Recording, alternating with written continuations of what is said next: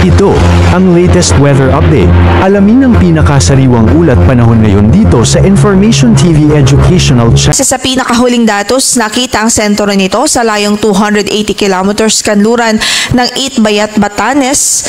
Taglay pa rin ito ang lakas ng hangin na umaabot sa 95 kilometers per hour near the center at gastinas na 115 kilometers per hour. Nasa severe tropical storm category pa rin ito at malakas pa rin ho itong bagyo. Samantalang kanyang movement ay north-northeastward at 10 kilometers per hour. At kung makikita nga po natin, nasa labas po ng ating area of responsibility ang kanyang sentro. Pero bahagi ng kanyang diametro ay nakakaapekto pa rin sa ilang bahagi ng northwestern section ng Northern Luzon.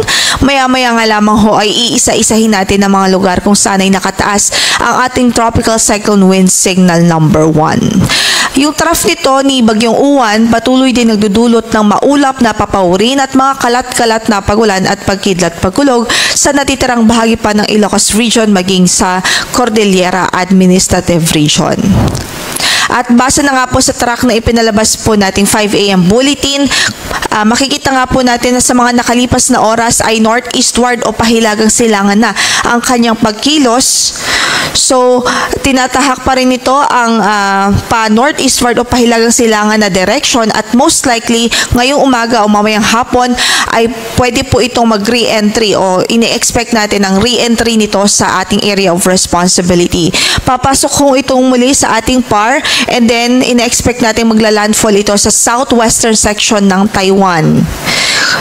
Ibig sabihin, most likely sa mga susunod na oras at susunod nating bulletin, posible po na may signal pa rin tayo o meron pa rin tayong lugar na kung saan ay may signal number 1 pa rin dahil maaari pa rin mahagip ng diametro ang ilang bahagi ng extreme northern Luzon. So ayun, generally, northwestward ang kanyang magiging movement. Magla-landfall po ito sa southwestern portion ng Taiwan. And then mag-i-emerge siya dito sa Ryukyu Islands hanggang sa makalabas po siya ng ating area of responsibility. At dahil nga po magla-landfall ito sa landmass ng Taiwan, ini-expect natin sa mga susunod na oras at araw ay unti-unti din ho itong hihina hanggang sa maging remnant low pressure area na lamang po ito paglabas ng ating area of responsibility.